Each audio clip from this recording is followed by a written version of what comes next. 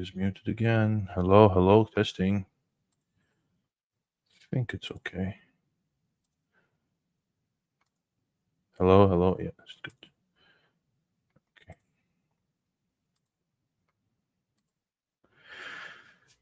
السلام عليكم ورحمة الله.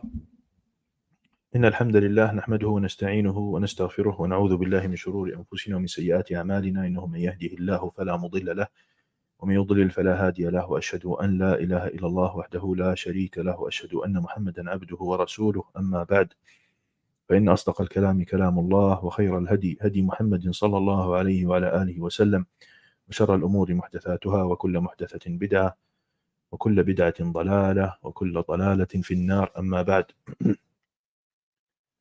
Last class of the three fundamentals, if you remember, my dear brothers and sisters, we spoke about Al-Isra wal-Mi'raj, and this is the third fundamental of the book, and this is the core of the book. The three fundamentals, the first is knowing Allah, the second fundamental is knowing Islam, your religion, and the third fundamental, and last but not least, is knowing our Prophet Muhammad sallallahu alayhi wa ala alihi wa sallam. And of course, first we talked about his nasab, his lineage, his name, where he comes from, all these things, these details about his life. And of course, the prophecy came to him at the age of 40, and it ended at the age of 63, where he died, or when he died. And last class, we talked about Al-Isra wal-Mi'raj. This is one of the major highlights of his prophecy. And we talked about Al-Hijrah, because that is also a major incident that happened in his time and in the time of revelation, where he did hijrah, the religious migration from Mecca to Medina. And today we'll continue, inshallah, on page number 18, at the last paragraph. So the author here, may Allah have mercy on him, said, so when he settled in Medina, that's when he did hijrah, when he settled in Medina, he, sallallahu alayhi wasallam, commanded all of the remaining laws of Islam, such as az-zakah, fasting, zakah, which is the religious charity or the obligatory charity, and fasting, and hajj, the pilgrimage, and adhan, and jihad, commanding good and forbidding evil, as well as other laws of Islam. So this happened when? Not in the time of Mecca, it happened in the time of Medina. And as I mentioned, at the time of Mecca, the emphasis was more about Aqidah, was about Iman, was about Tawheed, mainly about Tawheed and the usul of Iman, the fundamentals of belief. As well as other laws in Islam. He remained doing this for 10 years. 10 years meaning in Mecca, in Medina. 10 years in Medina. And then passed away, sallallahu alayhi wasallam, peace and blessings be upon him. While his religion remained. Here we just I want to go through some elaborations. When almost flipped the laptop, would be a calamity. Okay, you're not seeing, but there's a whole mess here, like wires and books and everything. Yeah, you're not seeing that. You're just seeing my face. Anyways, انتم عليكم بالظاهر. Always judge on the apparent, don't judge on the unseen. طيب. Then أمر ببقية الشرائع. يعني in zakah, when he said here, المؤلف said zakah was actually in Mecca, but it was general, not the detailed zakah that we know. يعني the النصاب وحال عليه الحول all these other things. Yeah, all the details of zakah was not specified in Islam during the time of Mecca. It was specified during the time of Medina, when the second year after Hijrah. And also Hajj. Hajj was made obligatory, and it was legislated at the 9th year. في السنة التاسعة. This is the correct saying.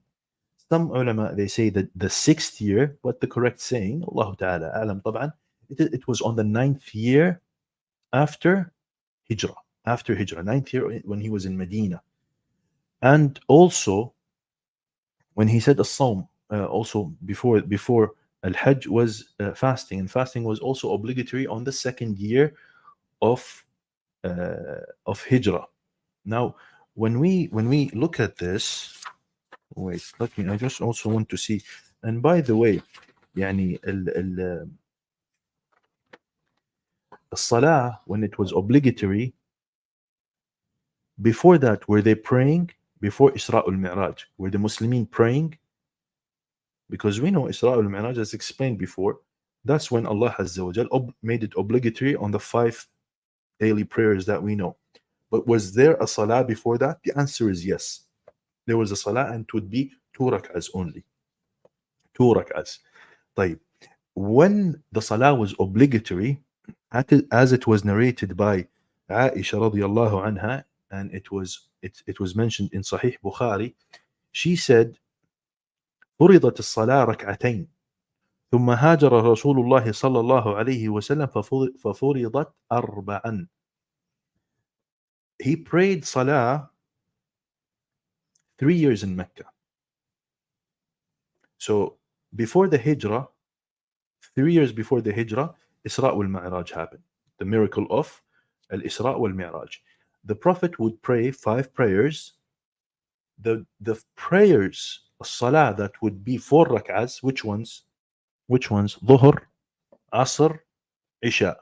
These was actually for 3 years in Mecca would be prayed 2 rak'ahs only, as Aisha radiallahu anha narrated. After he went to Medina, so 3 years he would do that, and then he did Hijrah to Medina, then it was 4. Then it was legislated as 4 rak'ahs. واضح؟ طيب. And also here, طبعا he said Al-Hajj. And also he said Al-Jihad. Well, Jihad, طبعا, as we know, in the time of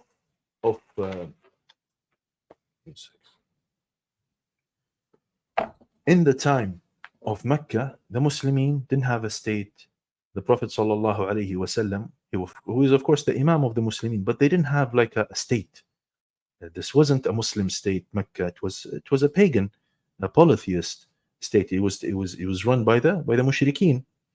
So the Prophet sallallahu alaihi wasallam did not have authority and did not have power, and the Muslimin were weak and a minority, we could say, at that time. So jihad was not legislated, and it wouldn't make sense if it would be legislated. And this is from the wisdom of Allah Azza wa Jal.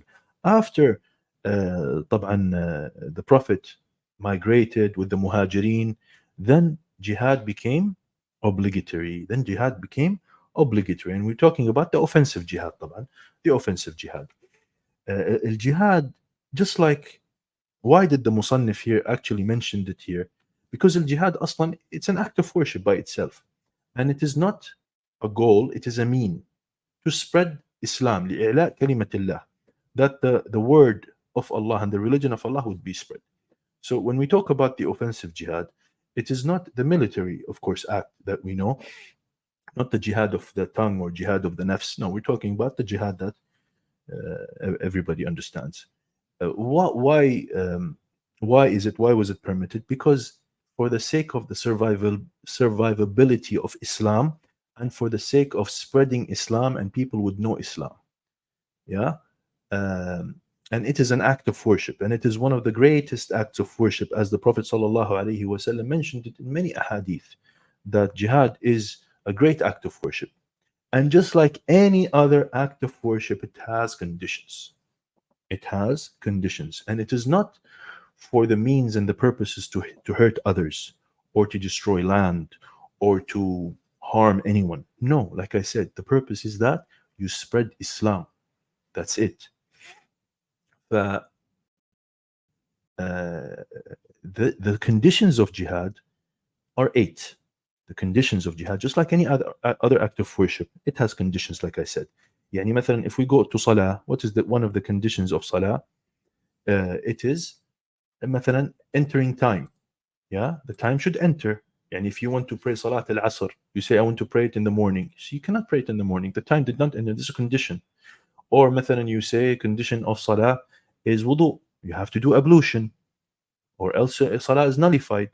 Sahih al-qibla. One of them is also najasa. You have to be clean. Your clothes and your body should be clean. So that's apart from ablution طبعا. طيب. Al-jihad also has shurut. If you don't fulfill the shurut, then the jihad is not obligatory on you. Yeah. والجهاد فرض كفاية. فرض كفاية. And that is why it was never mentioned by the Prophet sallallahu alaihi wasallam with regards to the five pillars. It wasn't mentioned in the five pillars. يعني if we say shahadatain, it is obligatory on فرض عين or فرض كفاية. فرض عين. What is the difference between فرض كفاية and فرض عين? Ah, you guys are with me, or what? I'm talking to myself? You're with me, right? You're with me, right? فرض كفاية is that it is sufficient or obligatory sufficiency. يعني if a group of people performs this act of worship, it's not obligatory on everyone. خلاص, it's fulfilled. So the obligation is on the act. If somebody does it, then it's خلاص, not obligatory on everyone. فرض كفاية. This is فرض كفاية.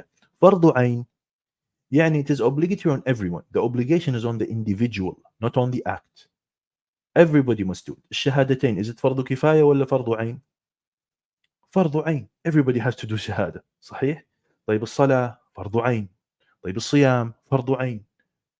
الزكاة فرض عين, with the conditions, of course. The condition, if you're poor, it's not فرض on you.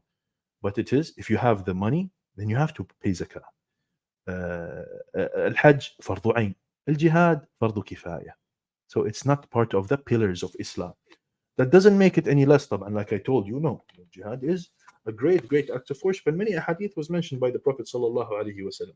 But I just want to take this opportunity, and I don't want to get into too much about this matter, but I want to take the opportunity, I need to share with you some of the very important information about the shurut of jihad. There are eight. Inshallah, you can write them down, because there's a lot of these extremists. They day and night they talk about jihad and all that. They think like this is fardu ain on everyone and all that. This is nonsense. They don't know anything about Islam. They don't even know the basics. And don't ignore these people. Ignore them. They don't know anything. Like 8 conditions of jihad. The first condition is al-qudra. Al-qudra, ability. If you are able to do. First, ability of you, body, physically. Yeah. And if somebody is unable because of a sickness, because he cannot walk, he's paralyzed, may Allah preserve you all, or something like that, then it's not obligatory on you. And also the ability of the state itself. And this is طبعا decided by who? The Imam, not us. طيب. Then that's shart number 1, al-qudra, the ability. Shart number 2, condition number 2 is al-dhukuriyya, that you have to be a male. Females, it's not obligatory on them.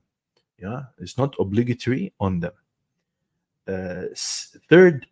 Third condition of al-jihad, idhnu al-walidain, the permis that your parents must permit it and allow it for you. And there is also a hadith about this, how the Prophet sallallahu alaihi wasallam, in 2 occasions. One occasion, I'll mention it briefly and quickly. A man came to him and he said, I want to do jihad with you, Ya Rasulullah. But he asked him quickly, what did he tell him? Are your parents alive? He said, yes. Then he said, اذهب ففيهما جاهد. Yeah. طيب. That's condition number 3. Condition number 4, al-hurriya, that you are a free man, not a slave. Today we don't have slaves, but this is one of the conditions. Slaves would not be obliged to or participate in the offensive jihad. Number 5, right? Number 5, yeah. Condition number 5, at-taklif. At-taklif meaning that you hit the age of puberty.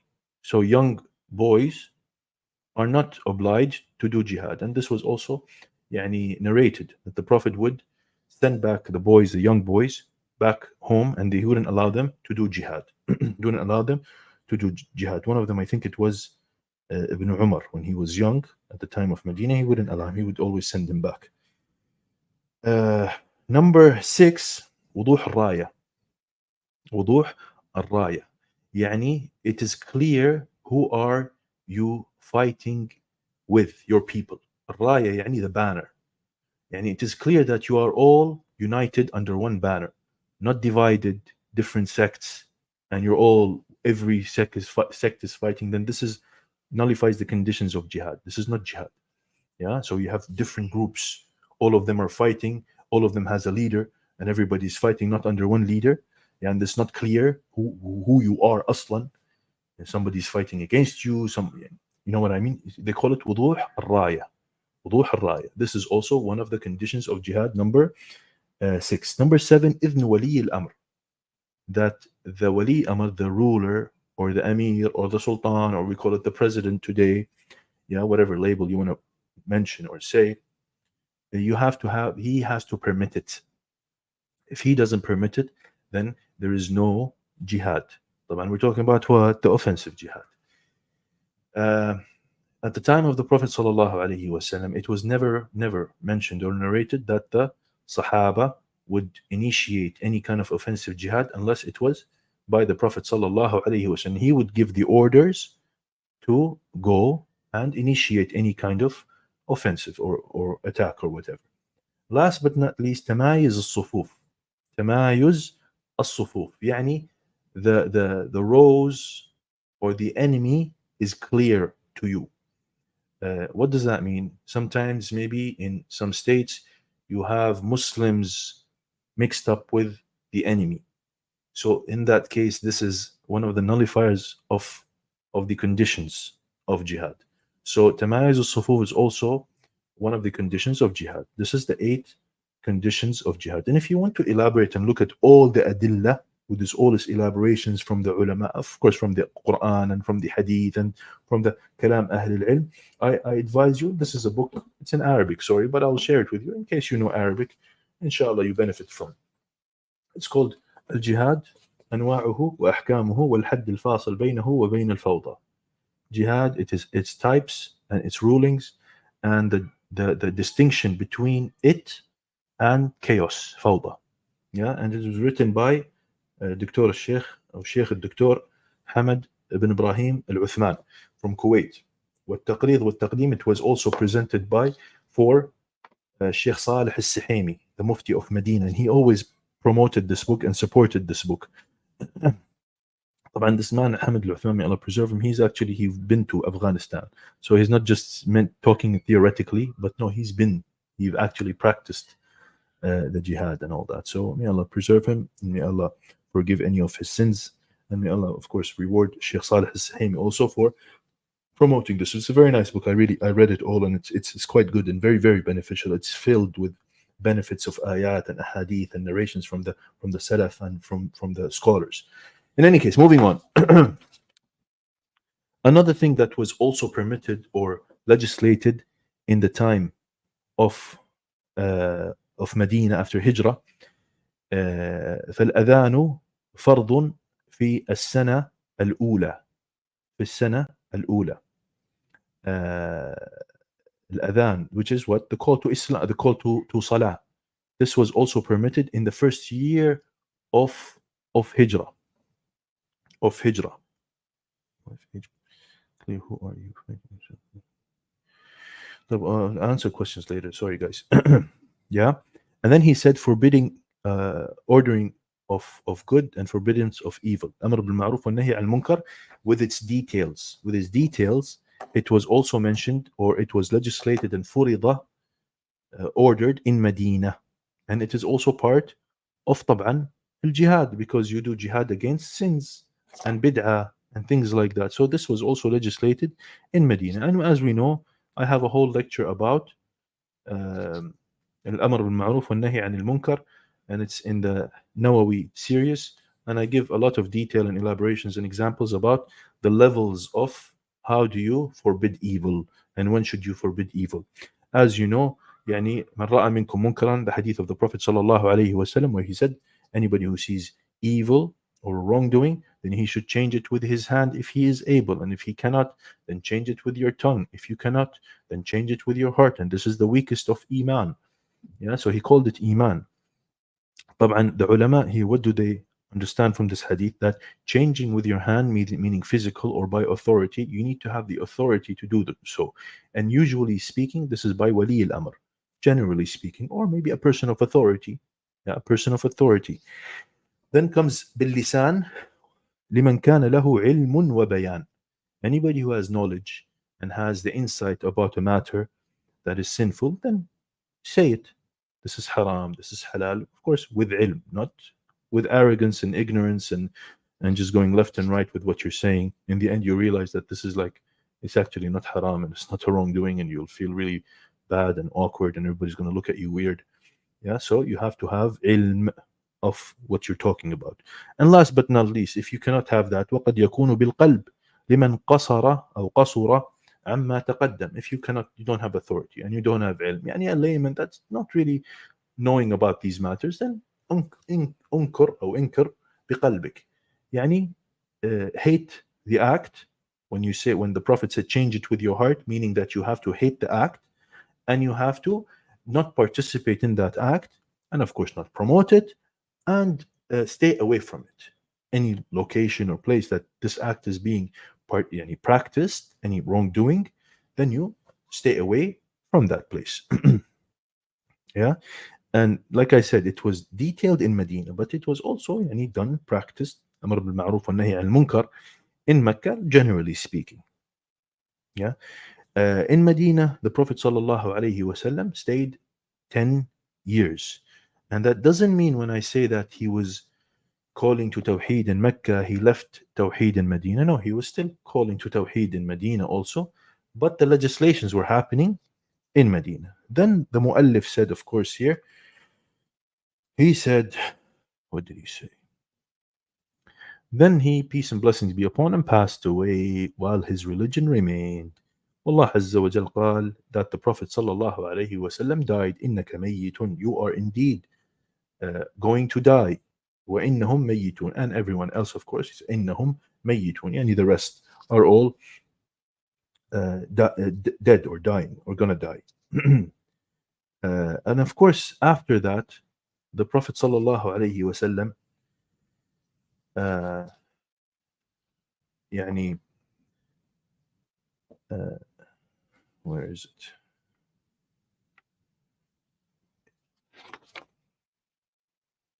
Yeah, you know that the Prophet sallallahu alayhi wasallam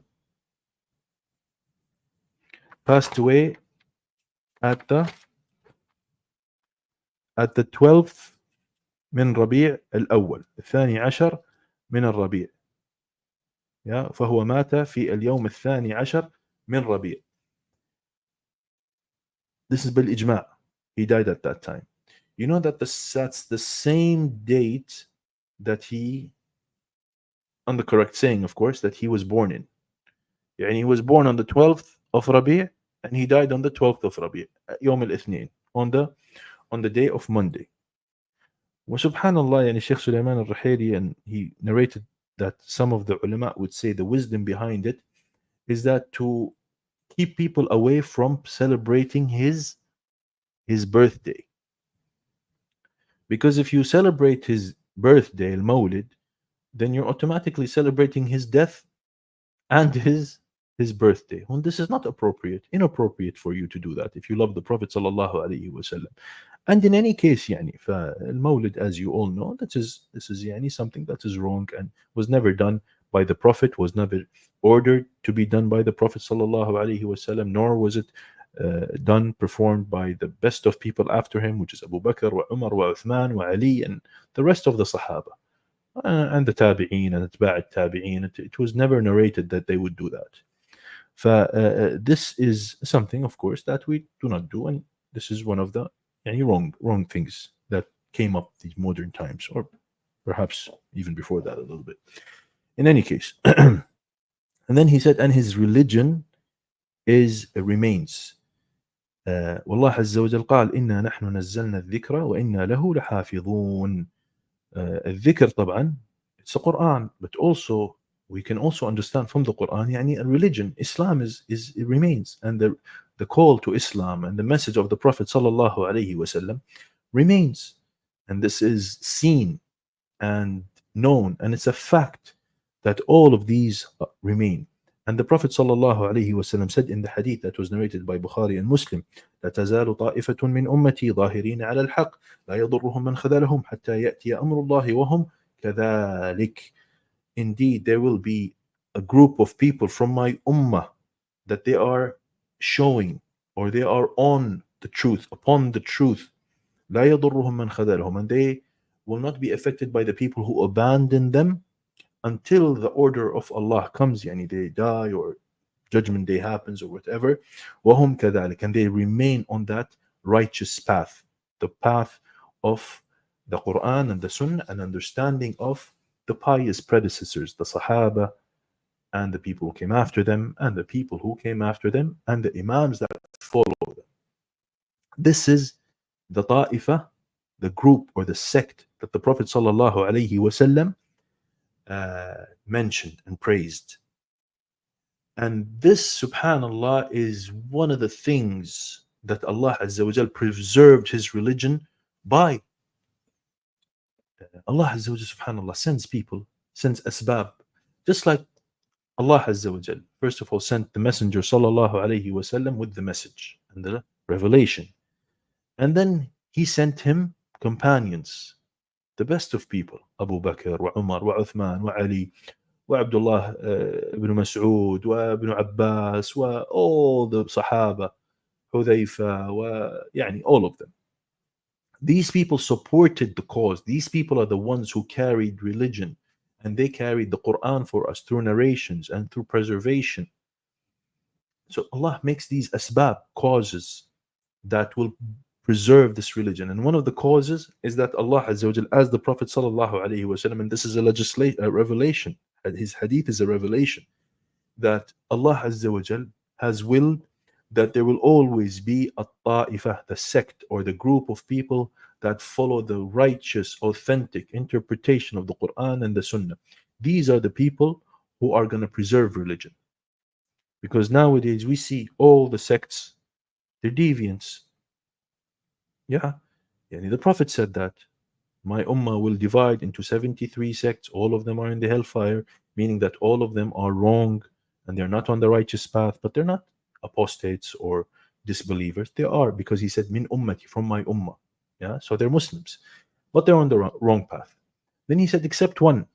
So the Sahaba told him, he was talking to the Sahaba at that time, من هم يا رسول الله, who are these people? فقال النبي صلى الله عليه وسلم ما أنا عليه وأصحابي. And what a beautiful specific answer he gave. He didn't say ما أنا عليه, the people on my sunnah or the people who are following me. No, he said ما أنا عليه وأصحابي.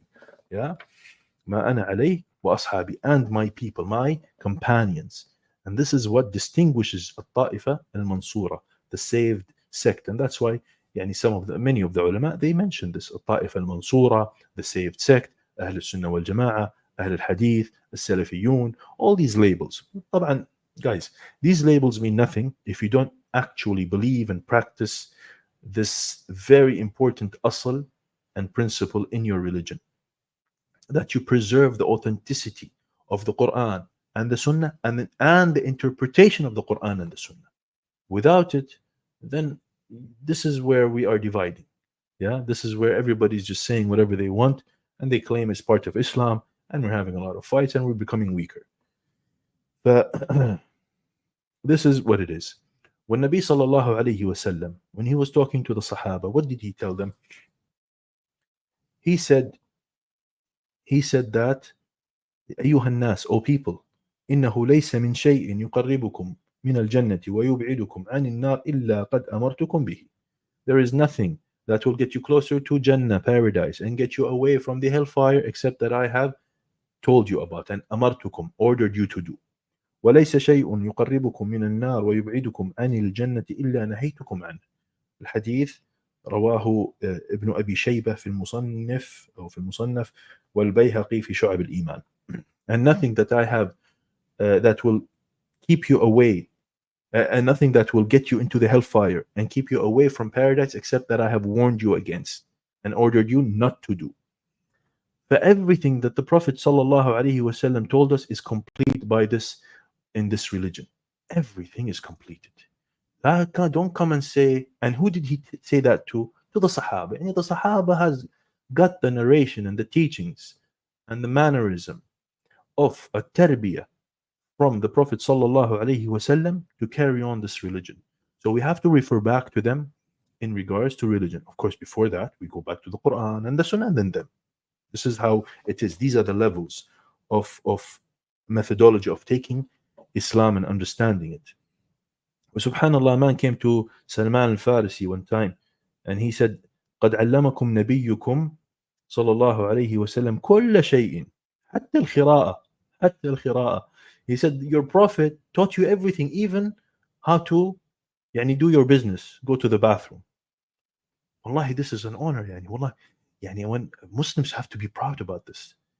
Islam is not just five pillars. Islam is a guide to life. Everything is detailed in Islam. This is how beautiful. This is evident that this is a divine revelation. This is a divine revelation. Even going to the bathroom, Allah Azza wa Jal revealed that to us, how to do it in the proper way. There's a process to it.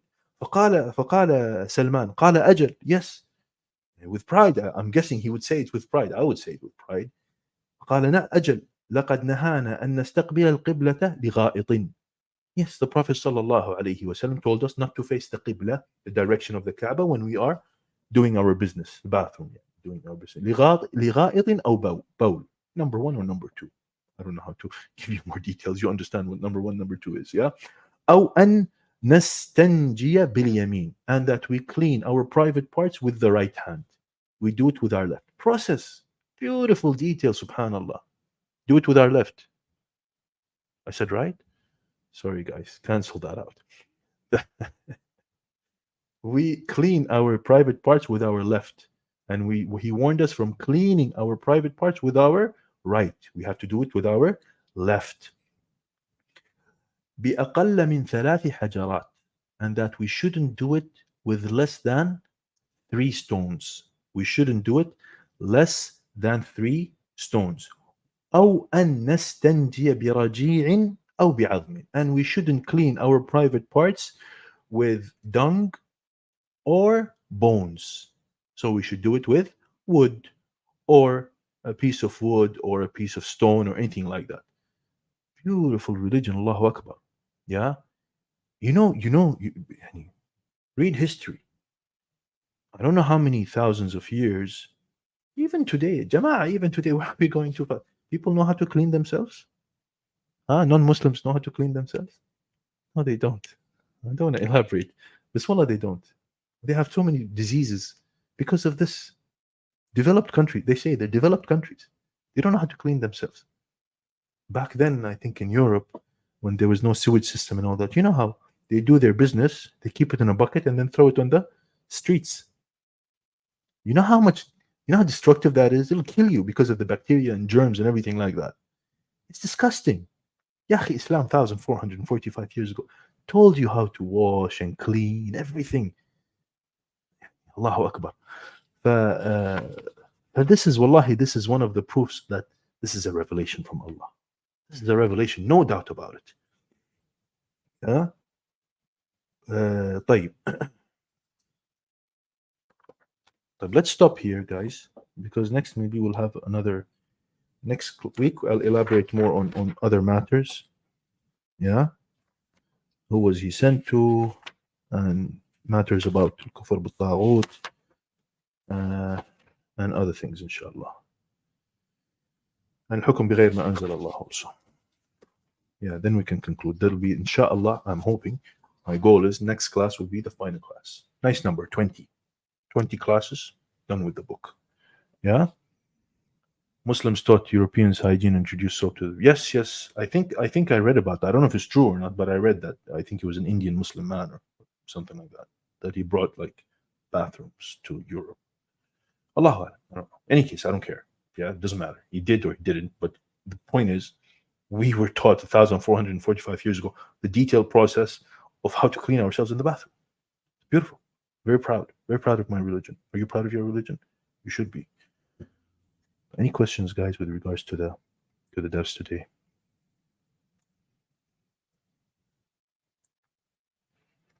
No questions? I'll give you some time. Yeah, we're gonna have a final exam, inshallah. We're gonna have a final exam once I'm done. I'm gonna try my best to make everyone fail. I like to play bad guy when it comes to exam. I'm gonna read the most confusing questions in the world. That's how you learn, right?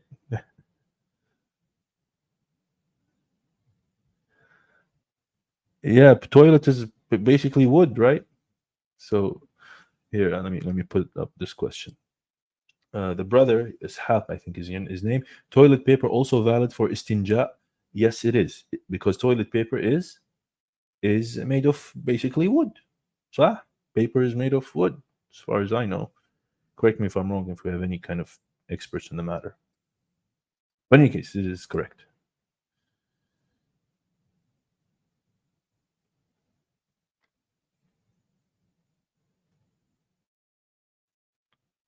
What are we going to study once we finish this book?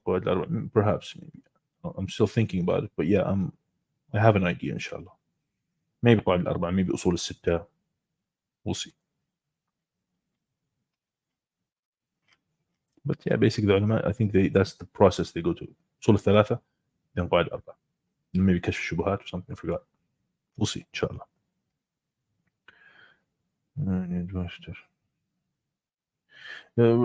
Questions with regards to the class today, guys. Only with regards to the class. May Allah bless you and reward you. I apologize, but we have to play by the rules.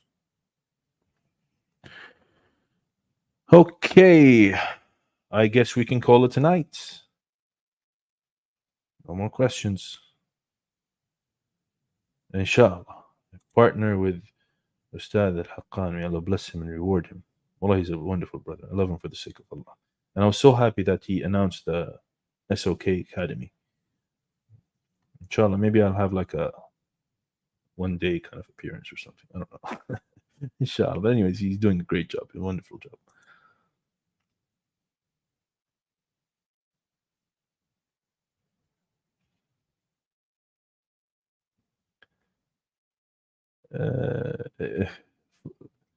You can refer back to it, Sister Safa.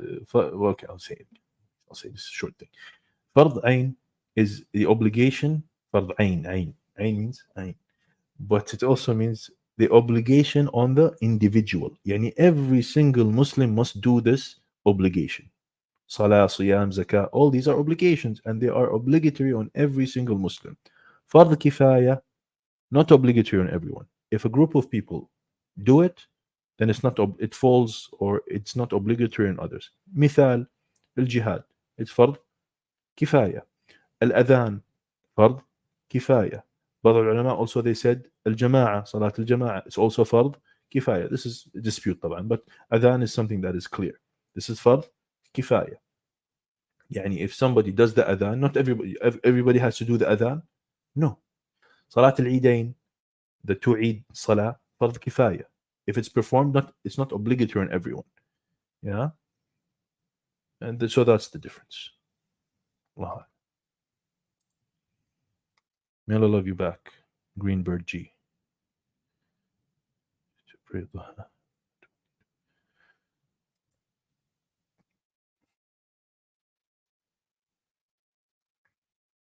What about defensive jihad? Is there an explanation about? Perhaps this book talks about it too. Yeah, I think it does. I think it does. 1 second. Let me just make sure. But it's in English. It's in Arabic, not in English.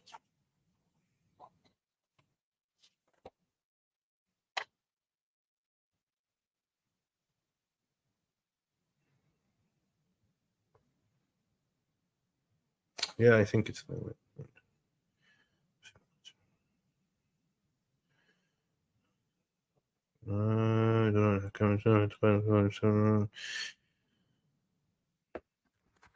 It's yeah. I think it's in the details of jihad. الفاضل بين جهاد والرباط. مزاحم الجهاد تابع المصلحة القعدية. شروط الجهاد القدرة الهجرة. I'm sure it's there. آداب الجهاد المقاصد وأسباب النصر. Yeah, I'm sure it's there. I remember reading something about it. Allahu A'lam.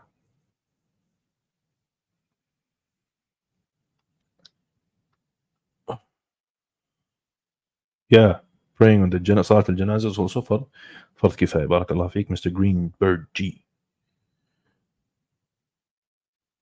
Do we give the precedence? Reminders on social media. Let's keep it. Let's keep it to with regards to the dars, guys. I guess there's no other questions with regards to the lesson. بارك الله فيكم، جزاكم الله خير جميعا. كفارة المجلس، سبحانك اللهم وبحمدك أشهد أن لا إله إلا الله أستغفرك وأتوب إليك. الحمد لله رب العالمين، وصلي اللهم على نبينا محمد وعلى آله وصحبه أجمعين، والسلام عليكم ورحمة الله وبركاته.